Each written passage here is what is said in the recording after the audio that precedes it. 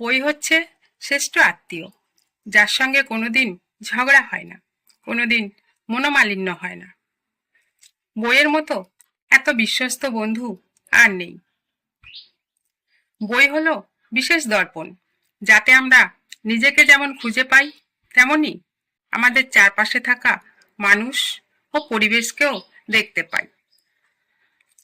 ভালো বই পড়া মানে গত শতাব্দীর সেরা মানুষদের সাথে কথা বলা। বই পড়াকে যথার্থ হিসাবে যে সঙ্গী করে নিতে পারে, তার জীবনের দুঃখ কষ্টের বোঝা অনেকটা কমে যায়। বই হলো এমন এক মৌমাছি, যা অন্যদের সুন্দর মন থেকে মধু সংগ্রহ করে পাঠকের জন্য নিয়ে আসে। বই হচ্ছে জোনাকি পোকার মতো, চারিদিকে অন্ধকার অথচ নিজে জ্বলে থাকে। একটি বই পড়ার দুটি উদ্দেশ্য থাকা উচিত। একটি হলো বইটিকে উপভোগ করা, অন্যটি হলো বইটি নিয়ে গর্ব করতে পারা। মন হলো হাজার দুয়ারি ঘর। যারা বই পড়ে না, তাদের কাছে সেই বেশিরভাগ ঘরগুলো অপ্রবিষ্টই থেকে যায়। কিছু বই সৃষ্টি হয় আমাদের শিক্ষা দেওয়ার জন্য নয়, বরং তাদের উদ্দেশ্য হলো আমাদের এই কথা জানানো যে বইগুলো স্রষ্টারা কিছু জানতেন। একটি ভালো বই হলো বর্তমান ও চিরকালের জন্য সবচেয়ে উৎকৃষ্ট বন্ধু। বই হলো মানুষের অনুভূতির ঘরে প্রবেশ করার অন্যতম চাবি। আপনি যদি পড়তে পছন্দ না করেন, তবে আপনি সঠিক বইটি খুঁজে পাননি। ভালো বন্ধু, ভালো বই এবং একটি শান্ত বিবেক, এটি আদর্শ জীবন। একটি ভালো বইয়ের শেষ বলে কিছু নেই। বই পোড়ানোর চেয়েও গুরুতর অপরাধ অনেক আছে। সেগুলোর মধ্যে একটি হলো বই না পড়া। বই ছাড়া ঘর একটি আত্মা ছাড়া শরীরের মতো।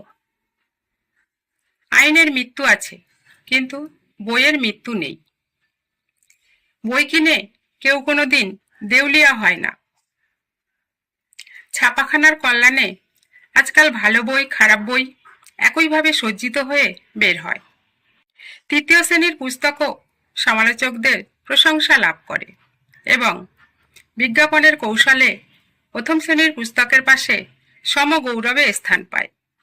যদি কেউ বারবার বই পড়ে উপভোগ করতে না পারে, তবে তার পড়ার কোনো লাভ নেই।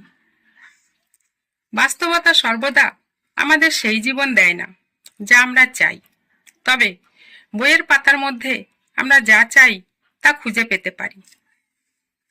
আপনি যত বেশি পড়বেন, তত বেশি আপনি জানতে পারবেন, তত বেশি শিখতে পারবেন। ঘরের কোনো আসবাবপত্র বইয়ের মতো সুন্দর নয়। আপনি যে কোনো লাইব্রেরিতে হারিয়ে যেতে পারেন, আকার যাই হোক না কেন, কিন্তু আপনি যত বেশি হারিয়ে যাবেন, তত বেশি জিনিস খুঁজে পাবেন। শব্দের মধ্যে শক্তি আছে। শব্দের মাধ্যমে আমাদের অস্তিত্ব, আমাদের অভিজ্ঞতা, আমাদের জীবন জাহির করার শক্তি আছে। যদি বইটা হয় পড়ার মতো, তা কেনার মতো বই।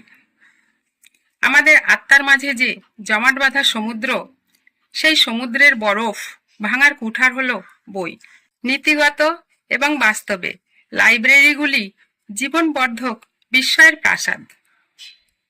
কথাটা এই নয় যে বইয়ের থেকে কি এমন পাবে যা তোমাকে সমৃদ্ধ করবে।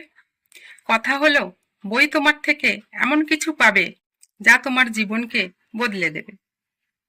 পড়ুন, শুধু এক ধরনের বই পড়বেন না, বিভিন্ন লেখকের বই পড়ুন, যাতে আপনি বিভিন্ন শৈলী বিকাশ করতে পারেন।